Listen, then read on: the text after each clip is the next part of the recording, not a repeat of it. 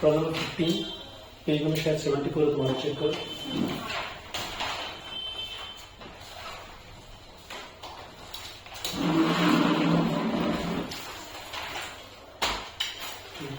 क्या करना है? अगेन ए वाला जो पार्ट है ऑपरेटिंग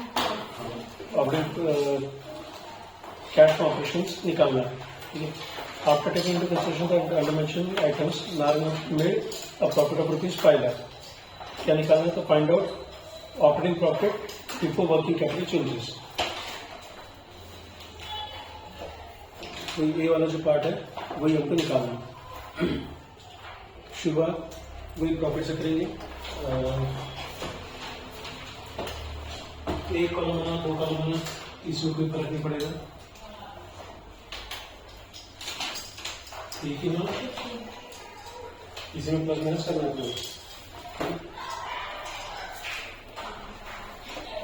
सबसे पहले गिवन है नेट प्रॉफिट। नेट प्रॉफिट है 5 लाख रुपीज। ठीक है, अब एक एक आइटम पढ़ते चलो क्या दिया है देखते हैं। ऐड और लेस करना पड़ेगा। ऐड एंड लेस क्या क्या पढ़ना? पहला क्या दिया? Loss on sale of machinery. Loss of sale of machinery add करेंगे। Loss on sale of machinery कितना है? 50,000। 50,000। नेक्स्ट उसके बाद फिर डेप्रिसिएशन ऑफ बिल्डिंग डेप्रिसिएशन ये भी ऐड करेंगे। 20,000। 20,000 क्या क्या ऐड करना है? कोई याद है? क्या क्या लेस करना है? वो याद है? ठीक है, नॉन कैश आइटम्स जो समझ लो 3 लाख के डेबिट साइड में लिखते हैं वो सब ऐड करना है। आप 3 लाख के क्रेडिट साइड में जाएंगे वो लेस करना है। ठीक है, भी ऑन कर दोगे इसमें चलेगी हुई। ओके, नेक्स्ट उसके बाद फिर preliminary expense return of expenses ये भी नॉन कैश आइटम है, ऐड करेंगे। एक्सपेंसेस कितना रुपीज? 25,000। उसके बाद provision for taxation. Provision for tax जो क्रिएट करते हैं पी अकाउंट के डेबिट में लिखते हैं, इसलिए ये भी आइटम ऐड करेंगे। प्रोविजन फॉर टैक्स कितना रुपीज? 25,000। 25,000। फिर गुडविल रिटर्न ऑफ। कहाँ लिखते हैं? पी अकाउंट के डेबिट में, इसलिए ये भी ऐड करेंगे। गुडविल रिटर्न कितना रुपीज से? 50,000। 50,000। उसके बाद gain on sale of building. ये मतलब profit on sale of building ये लेस हो जाएगा। पी अकाउंट के क्रेडिट में लिखते हैं profit on sale of building कितना रुपीज? 25,000। 25,000। ओके, यहाँ की टोटल उसमें से माइनस करो, जो बचेगा वो है कैश फ्रॉम ऑपरेशंस।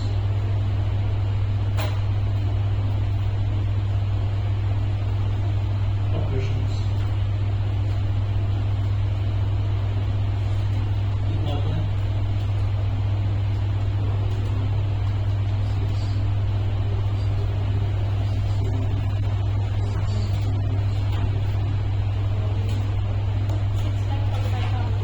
6,45,000 ये है कैश फ्रॉम ऑपरेशंस। ठीक है,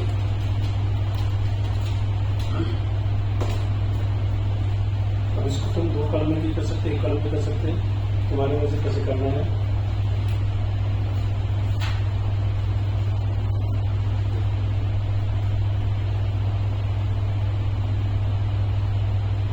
ओके, पेज नंबर 70 नहीं, तुम्हारा क्या रहेगा? ये देखो क्वेश्चन पेपर से समर 2019 का, उसमें का क्वेश्चन नंबर 4B।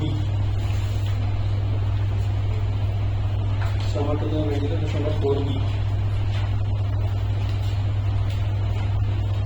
क्या भी मैंने P&L अकाउंट बना के दिया हुआ है, उस पर से उनका कैश फ्लो ऑपरेशन बनाना है। रोलिंग करो, सिंपल है काफी, क्यों सिंपल है, पूरा अकाउंट बना के दिया है, कौन से नॉन कैश अकाउंट पूरे डेबिट में लिखे होंगे, नॉन कैश अकाउंट क्रेडिट में लिखे होंगे, तो उसको अपने से प्लस माइनस करना है। ठीक है, रोलिंग करो, सिंगल कॉलम को चलेगा,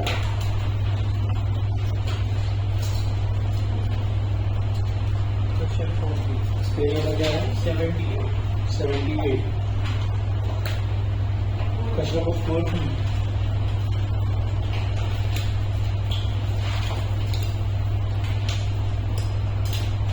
What's the name? दो मिनट दो मिनट खत्म करेंगे।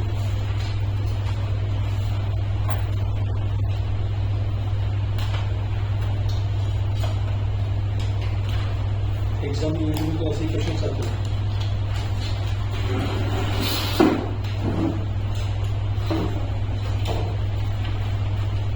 अगर अब वही चीज करना है तो बोर्ड पे नहीं कर रहा तो बता देता हूँ, अगला क्वेश्चन पे तुम लोग सॉल्व करोगे। ठीक है, तो क्वेश्चन करें नेट प्रॉफिट, P&L का नेट प्रॉफिट देखो, सब लास्ट में दिया 10,000 रुपीज, वो देखो नेट प्रॉफिट, और फिर चाहो तो ऐड और लेस की दो अलग अलग जगह बना दो, या फिर अगर एक साथ करना है तो तुम क्या करोगे, जो माइनस करना है उसको ब्रैकेट में लिखना बस। ठीक है, सभी कुछ चलेगा, ऐसा कुछ भी कोई फॉर्मेट नहीं होता है, मीन्स जहाँ तक हम अकाउंट बना रहे हैं वहाँ पर फॉर्मेट नहीं है। ठीक है, अकाउंट मतलब जैसे ट्रेडिंग पीरियड अकाउंट बनाते हो उसका फिक्स फॉर्मेट है, तो इसका कोई फॉर्मेट नहीं है, तो सिंगल कॉलम बना तो भी चलेगा, डबल कॉलम बना तो भी चलेगा, प्लस माइनस एक साथ लिखोगे तो भी चलेगा। ठीक है, मतलब कोई ये नहीं बोल सकता कि गलत किया कुछ। नेट प्रॉफिट हो गया। अब ट्रेडिंग अकाउंट के ट्रेडिंग पीरियड अकाउंट के डेबिट साइड से देखते चलो आइटम्स, और यूजुअली नॉन कैश आइटम्स रहते हैं नीचे साइड में लिखेंगे, इसलिए जब अगर अकाउंट दिया रहेगा तो नीचे से ऊपर पढ़ते चलो। ठीक है, ऊपर से पढ़ोगे तो उसको इग्नोर करना है, जैसे सैलरीज में वगैरह इग्नोर करना है, लेकिन अगर नीचे से पढ़ोगे तो नॉन कैश आइटम्स यूजुअली नीचे लिखे रहते हैं, तो P&L का जब दिया रहता है तो उसको नीचे से अपन ऊपर पढ़ते चलेंगे। नेट प्रॉफिट देगा। ठीक है, उसका दूसरा आइटम है provision for tax, provision for tax add करेंगे, इसके प्रॉब्लम में किया था देखो, इसके प्रॉब्लम में किया था हमने। ठीक है, प्रोविजन फॉर टैक्स ऐड करो, जितने डेबिट साइड के आइटम्स है वो सब ऐड होने वाले, जो क्रेडिट साइड के आइटम्स वो सब लेस होने वाले। ठीक है, प्रोविजन फॉर टैक्स 5,000 रुपीज, उसके अंदर प्रपोज डिविडेंड वो भी ऐड करेंगे, propose dividend 5,000 rupees, goodwill written off ये भी ऐड करेंगे 4,000 रुपीज। ठीक है, फिर loss of sale of plant ये भी ऐड करेंगे 1,000 रुपीज, उसका डेप्रिसिएशन ये भी ऐड करेंगे 2,000। हो गया, अब रेंट का ये तो एक्सपेंसेस है, ऑपरेटिंग एक्सपेंसेस है, इसको कुछ नहीं करना है। ठीक है, मतलब बिजनेस का एक्सपेंस है। आप क्रेडिट साइड देखो, क्रेडिट साइड में इनकम टैक्स रिफंड है, आगे नीचे से इन्वेट कर रहे हैं।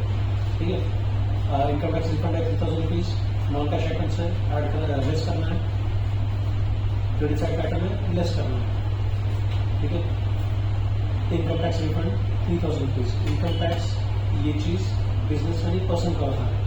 ठीक है, अगर कंपनी बोले तो कंपनी का होता है, लेकिन यहाँ पे ऐसा किसका बोला तो उसमें कुछ इन्फॉर्मेशन है। Profit on sale of land 5,000 rupees, ये भी माइनस करेंगे। ठीक है, प्लस माइनस का कितना आराम से देगा।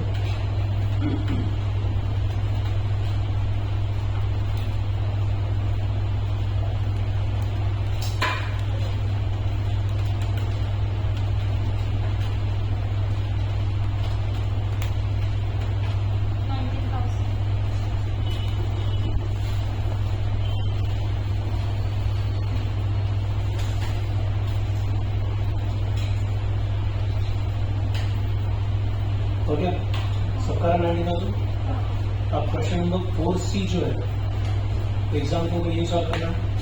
ठीक है, ये पूरा कैश फ्लो स्टेटमेंट डालना है और बैलेंस शीट गिवन है विदाउट एनी एडजस्टमेंट, कोई एडजस्टमेंट, एकदम सिंपल क्वेश्चन होता है। अभी तुम्हारा इसका जो असाइनमेंट में है इसका क्या प्रॉब्लम होगा, तो एकदम सिंपल, ठीक है। 8-16 मार्क का क्वेश्चन आता है, तो तुम लोगों को ये अटेम्प्ट करना है, ठीक है। ऐसे क्वेश्चन करेंगे प्रैक्टिस, लेकिन आज अपन पहले ए वाला पार्ट के काम होगा, तो इसको कल करते हैं, ठीक है। सर, हाँ बट हम याद कैसे रखेंगे कि इसको प्लस करना है, इसको लेस करना है? सिंपल तो है, बार बार वही वर्ड यूज करो। क्या वर्ड यूज करो? पीएनएल अकाउंट के डेबिट साइड के आइटम्स अपने ऊपर ऐड करना है, पीएनएल अकाउंट के क्रेडिट साइड के आइटम्स अपने ऊपर लेस करना है। कौन से? नॉन कैश वाले, ठीक है। और फिर बाकी करंट एसेट करंट लायबिलिटीज का इफेक्ट देना है। तो करंट एसेट करंट लायबिलिटीज का इफेक्ट के लिए प्रॉब्लम होगी, तो नंबर 5B देखो, ये तुम्हारा 4 मार्क का क्वेश्चन है।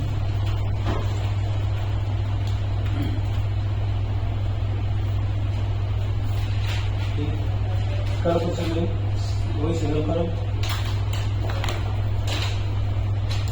सिंगल कॉलम किया तो चलेगा।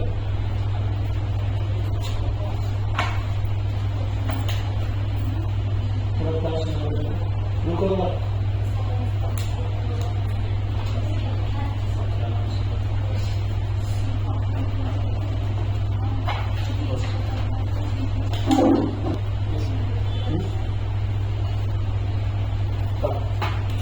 सबसे पहले वही प्रॉफिट कर लिखो, नेट प्रॉफिट है 2,80,000, ठीक है। अब बैलेंस शीट के items, current asset current liabilities के आइटम्स कौन से ऐड करना है, कौन से लेस करना है।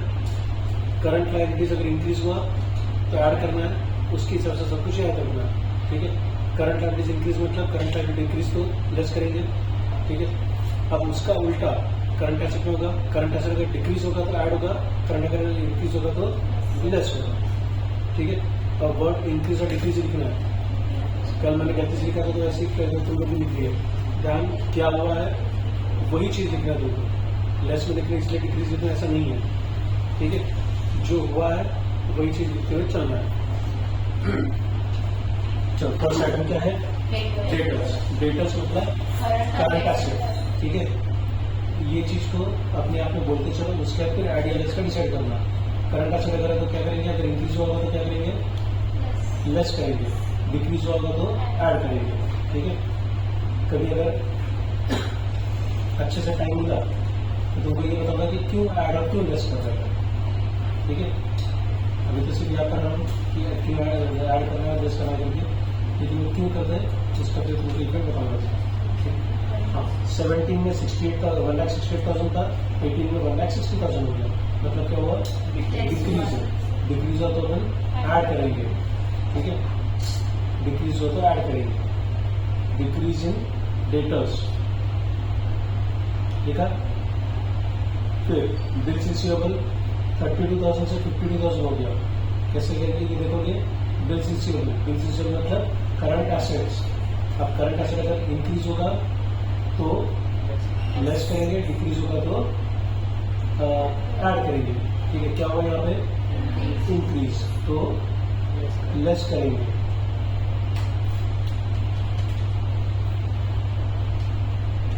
ठीक है। क्रेडिटर्स, क्रेडिटर्स मतलब करंट लायबिलिटीज, इंक्रीज हुआ तो ऐड करेंगे, डिक्रीज हुआ तो लेस करेंगे। 1,88,000 से 2 लाख हो गया, मतलब क्या हुआ, इंक्रीज है, तो ऐड करो इंक्रीज इन क्रेडिटर्स, ठीक है। कितने रुपीज से, 12,000। Bills receivable, bills payable current liabilities है, ठीक है। मतलब क्या है, इंक्रीज हुआ तो ऐड करेंगे, डिक्रीज हुआ तो लेस करेंगे।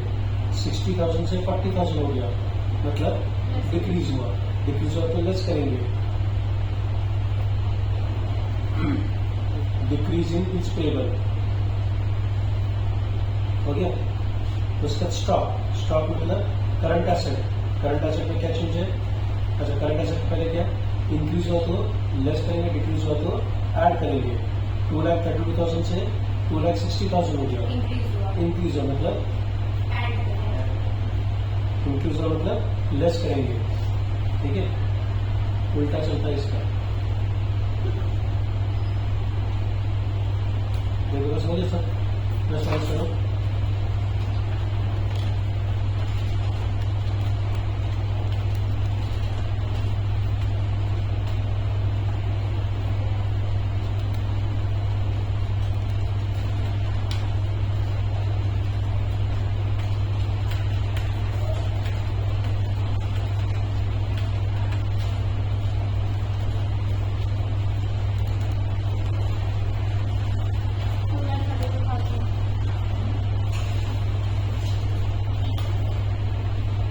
आंसर कितना? 4,32,000। ये क्वेश्चन का question number 5D page number शायद 80 होगा, तुम्हारा चेक करो। उसके नेक्स्ट होगा जो पेपर, उसका आधी क्वेश्चन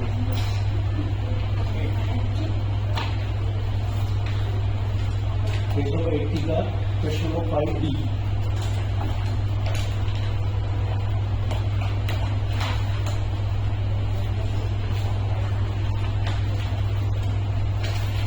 हो गया? निकाला? From the following information, find out operating profit before the changes in working capital. ठीक है? अब ये जो वर्ड आता है before the changes in working capital मतलब करंट एसेट करंट लायबिलिटीज का आइटम ऐड लेस करने से पहले का जो प्रॉफिट है वो प्रॉफिट। ठीक है? रूलिंग करो, सिंगल कॉलम करो, चलेगा। छोटा सा कॉलम है 4 मार्क का।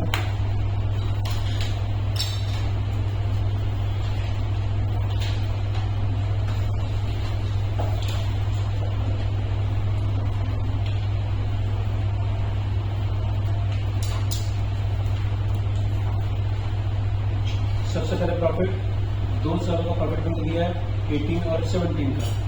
तो करना क्या है, 18 में से 17 को माइनस करेंगे, उससे प्रॉफिट जो भी आए प्लस है माइनस है, ज़्यादा सोचने की जरूरत नहीं है। ध्यान क्या रखना है, करंट ईयर से प्रीवियस ईयर को माइनस करना है। मतलब 2,80,000 में से 2 लाख माइनस करोगे, 80,000 रुपीज का प्रॉफिट है। ठीक है? 80,000 आउटर कॉलम में। ऑर्डर करो, 2 कॉलम बनाए तो ऑर्डर करो, एक ही कॉलम बना तो नहीं लिखना। ठीक है? अब ऐड और लेस अलग अलग करें तो ठीक, नहीं तो जैसे भी चल रहा है वैसे चलेंगे। सबसे पहले सेल ऑफ फर्नीचर की एंट्री यहाँ पे नहीं आती, कुछ भी पेंटिंग की जरूरत नहीं है। ठीक है? सेल अगर होता है तो कहाँ पे आता है, ये बी वाले पार्ट में आता है। ठीक है? बी वाले पार्ट में आएगा। फिर ट्रांसफर जनरल रिजर्व ये आएगा। अभी अपने पिछला एक ट्रेडिंग पीरियड लगा तो खत्म किए थे, वहाँ पे था जनरल रिजर्व नहीं, डिविडेंड था। छोटी जनरल रिजर्व ऐड करेंगे, प्रॉफिट में से ट्रांसफर कर दो उसको, add transfer to general reserve. उसके बाद फिर depreciation on land building add करेंगे,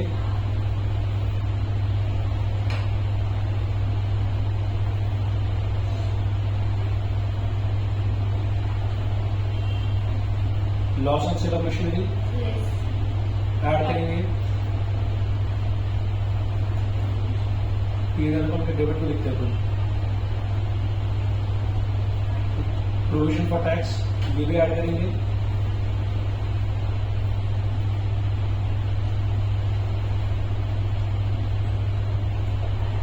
ठीक है। अब आखिरी item dividend paid, usually item अपने को डिविडेंड एडजस्टमेंट नहीं दिया जाता है, तो इसकी 2 जगह पे एंट्री आती है, एक यहाँ पे ऐड करते हैं और नीचे लास्ट में सी वाले पार्ट में माइनस करते हैं उसको। ठीक है?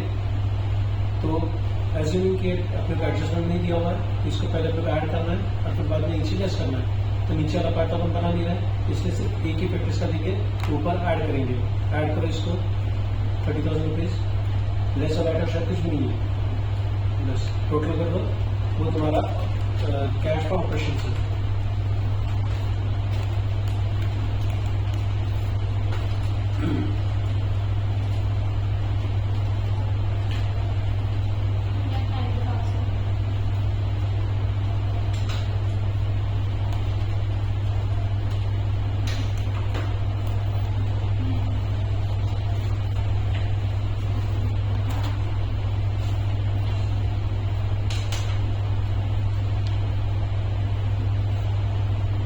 हो गया? ऐसे ही question again question number 4B, question number 4B,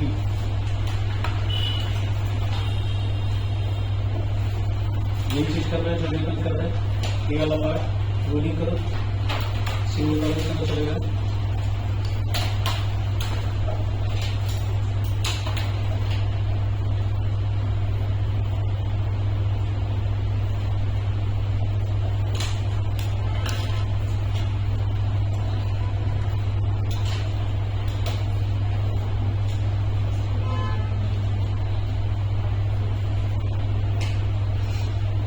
question पढ़ेंगे।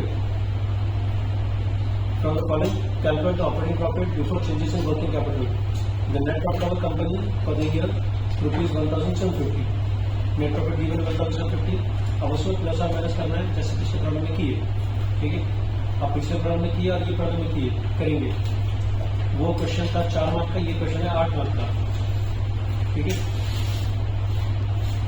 वही चीज रहता है, बहुत ज्यादा जरूरी नहीं, 2-4 आइटम से अगर ज्यादा है वहाँ पे 2-4 आइटम कम होंगे, इतने पर है जैसे, ठीक है। देखो नेट प्रॉफिट 1,750। अब ऐड और लेस के अगर दो जगह बना रहे तो दो स्पेस छोड़ के, नहीं तो फिर प्लस माइनस वहीं पे एक साथ, ठीक है। शुरू करें। पहला है purchase of machinery. Purchase of machinery आएगा बी वाले पार्ट में, यहाँ पे नहीं लिखना, अपने ए वाला पार्ट बना रहा है, ठीक है। हेडिंग देना है, हेडिंग दिए ए करके देना हेडिंग कैश फ्रॉम ऑपरेशंस। करके लिखा है तुमको, ये हेडिंग अभी कंटिन्यू करना, ये देखिए heading. Purchase of machinery B वाले पार्ट में आएगा, सेल ऑफ मशीनरी बी वाले पार्ट में आएगा, sale of building B part में आएगा, ठीक है। प्रोविजन फॉर टैक्सेशन ये ए में आता है, कहाँ पे ऐड करेंगे। Provision for taxation upon PDL account के डेबिट में लिखते हैं, ऐड करो, ऐड प्रोविजन फॉर टैक्सेशन 22,500। फिर payment of tax, payment of tax A में ही आता, यहाँ पे नहीं लिखना है, सब कुछ टोटल करने के बाद माइनस करते हैं। फॉर्मेट देखो एक बार, बुक में देखा तो चलेगा, फॉर्मेट बुक में होगा, बुक में फॉर्मेट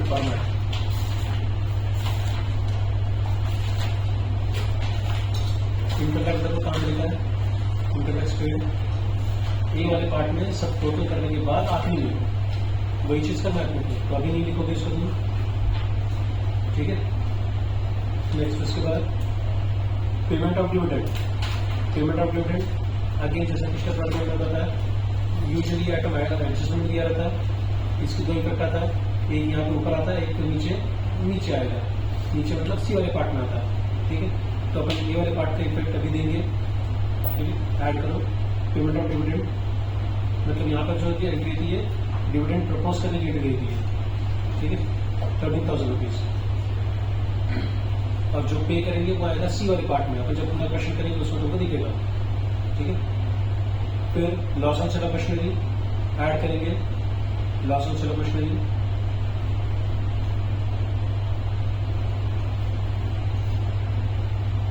अमाउंट है 2250। फिर ट्रांसपोर्ट जनरल रिजर्व ये भी ऐड करेंगे,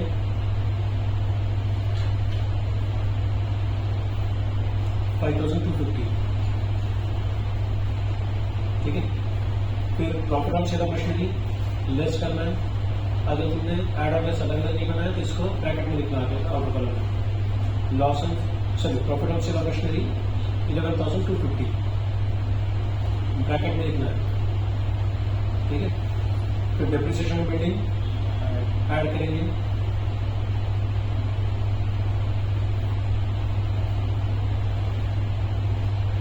$40,250। अब इसमें जो अपन एक डिविडेंड के इफेक्ट जो दिए थे, अगर सिर्फ ये वर्ड अगर अपन पढ़े पेमेंट ऑफ डिविडेंड तो यहाँ पे नहीं आएगी, लेकिन मैं किस एसम्पशन पे कर रहा हूँ, एडजस्टमेंट दिया रहता है उसके बेसिस पर कर रहा हूँ, ठीक है। ऊपर भी आता है, नीचे भी आता है, उसके ए में भी आता है, सी में आता है, ठीक है। हो गया, करो क्वेश्चन कितना था देखो। और जो भी टोटल आएगी उसमें से इनकम टैक्स माइनस करोगे आपको फाइनल आएगा कैश फ्लो ऑपरेशंस।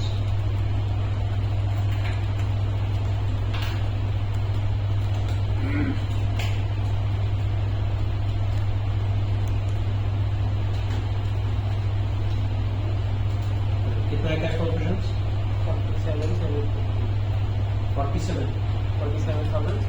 47,000।